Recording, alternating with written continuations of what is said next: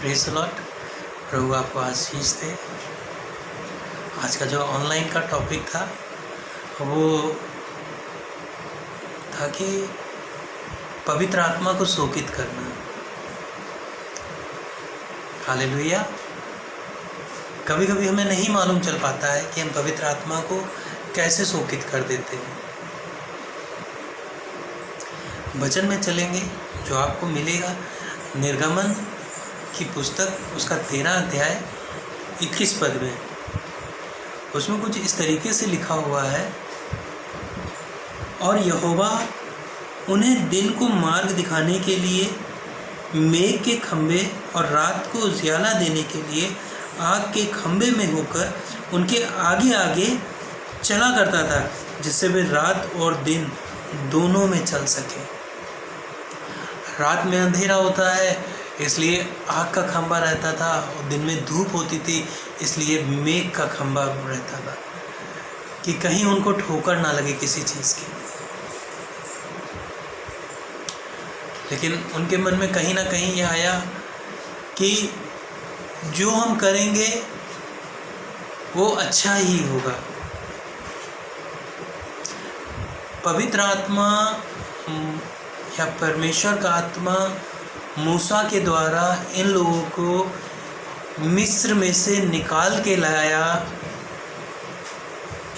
उसने प्रतिज्ञा की थी कि मैं अपने चुने हुए को, इज़राइल को, याकूब को सुधि लूँगा एक समय पे। हालेलुया। अब आपको मैं दिखाना चाहता हूँ कि इन्होंने कौन सा हट किया या कौन सा इन्होंने ऐसा कार्य किया जिससे पवित्र आत्मा क्षोभित हो गया, इनसे शोकित हो गया। जो आपको मिलेगा निर्गमन की पुस्तक, उसका 32 अध्याय और पहला पद। उसमें इस तरीके से लिखा हुआ है कि जब लोगों ने देखा कि मूसा को पर्वत से उतरने में विलंब हो रहा है, तब वे हारून के पास इकट्ठे होकर कहने लगे, अब हमारे लिए देवता बना जो हमारे आगे आगे चले, क्योंकि उस पुरुष मूसा का जो हमें मिस्र देश से निकाल लाया है, हम नहीं जानते उसका क्या होगा। कभी कुछ हमारे जीवन में कुछ देरी हो जाती है परमेश्वर के कार्य में, तो हम इसी तरीके की गलती करते हैं जैसे ये लोग कर रहे हैं। उस हारून पे प्रेशर बना रहे हैं कि हमारे लिए एक ऐसा देवता बना जो हमारे आगे आगे चले। ये उस परमेश्वर को, उस पवित्र आत्मा को भूल गए कि जो इनको मिस्र से निकाल के लेके आया और रात में अग्नि का खंभा और दिन में मेघ का खंभा बन के इनकी सुरक्षा करता था, कि दिन में इनको धूप ना लगे और रात में इनको ठोकर ना लगे। हालेलुया। और इन्होंने ऐसा कार्य करके पवित्र आत्मा को शोकित कर दिया। हालेलुया। अब आपको एक जगह और लेके चलूँगा जो मिलेगा गिनती की पुस्तक, उसका 11 अध्याय 33 पद। गिनती की पुस्तक, उसका 11 अध्याय 33 पद।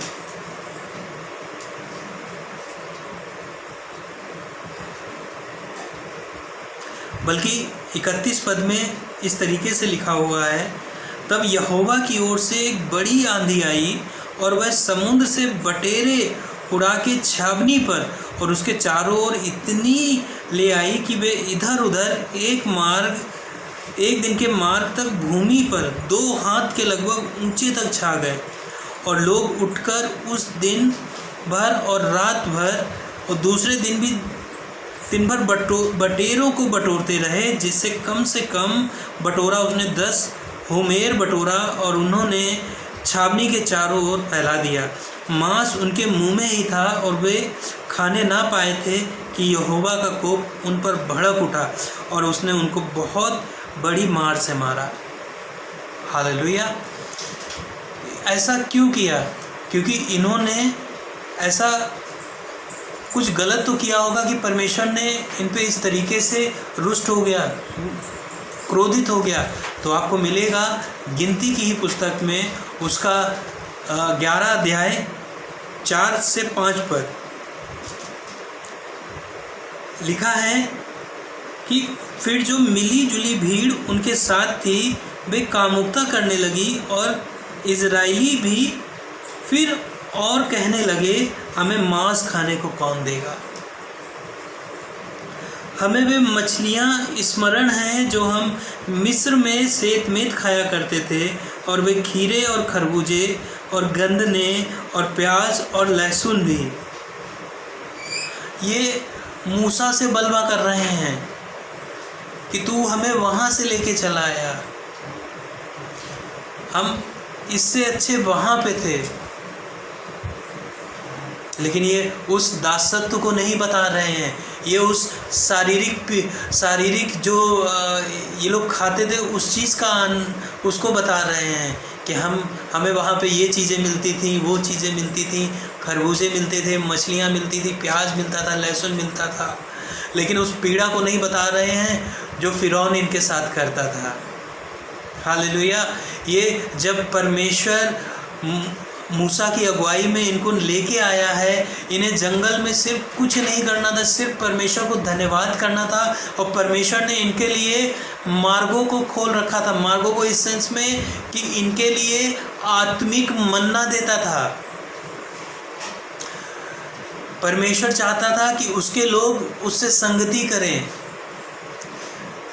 वो उन्हें भटकने देना नहीं चाहता था, इसलिए वो मन्ना बरसाता था कि वो दिन भर सुबह उठें, उसका अपने लिए खाना बनाएं, फिर परमेश्वर की संगति में जाएं। लेकिन इनका मन इतना ज़्यादा कठोर हो गया था, इनको मिस्र की वो बातें याद आ रही हैं जहाँ परमेश्वर ने इनसे वादा किया है कि इनको वो अच्छी जगह लेके जाएगा। लेकिन ये कुड़कुड़ा रहे हैं, परमेश्वर से माँ कह रहे हैं कि हमें मांस कौन देगा। तब परमेश्वर ने गिनती की पुस्तक 11 अध्याय में, जैसा अभी आपको पढ़ के बताया 31 से 33 में, कि परमेश्वर ने क्या किया।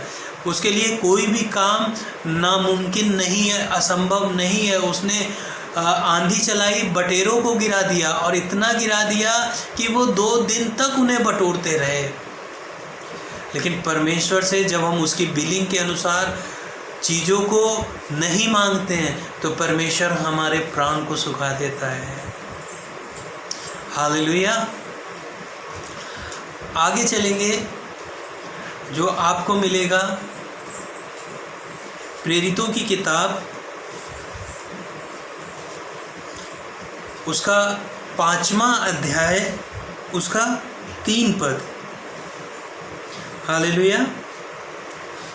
प्रेरितों की पुस्तक उसका 5 अध्याय 3 पद, जिसमें लिखा है कि पतरस ने कहा, हे हनन्या, शैतान ने तेरे मन में ये क्यों बात डाली कि तू पवित्र आत्मा से झूठ बोले और भूमि के दाम में से कुछ रख छोड़े।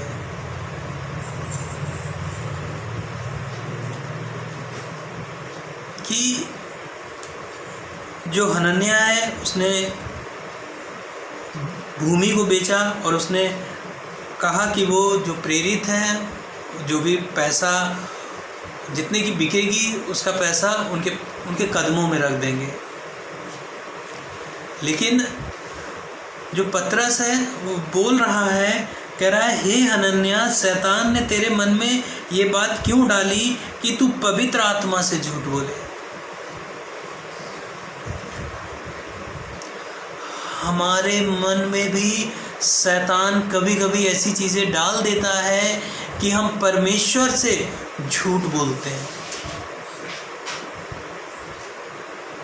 और सोचते हैं कि पवित्र आत्मा हमें नहीं देख रहा है। हालेलुया।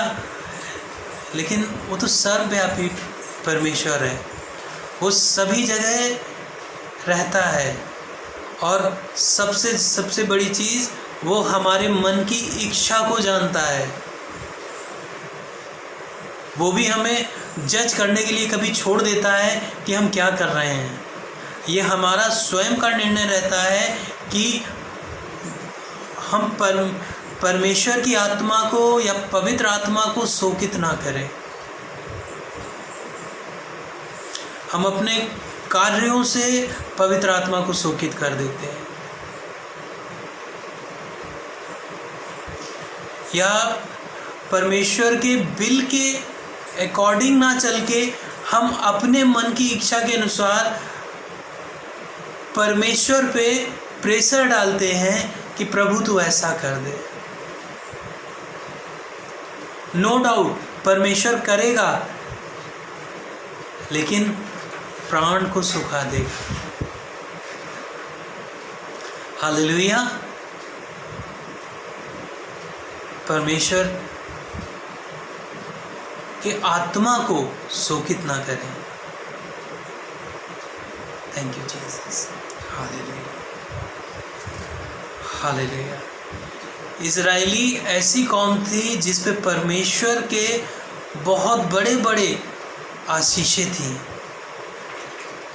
लेकिन उन्होंने बाइबल में अगर देखें निर्गमन गिनती की पुस्तक में परमेश्वर को बहुत बार, परमेश्वर की आत्मा को बहुत बार शोकित किया है, और परमेश्वर ने जो बदला दिया है उसमें प्राण सुखा दिए हैं।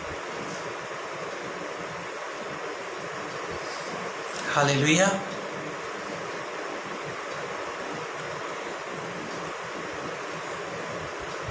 परमेश्वर से प्रार्थना करिए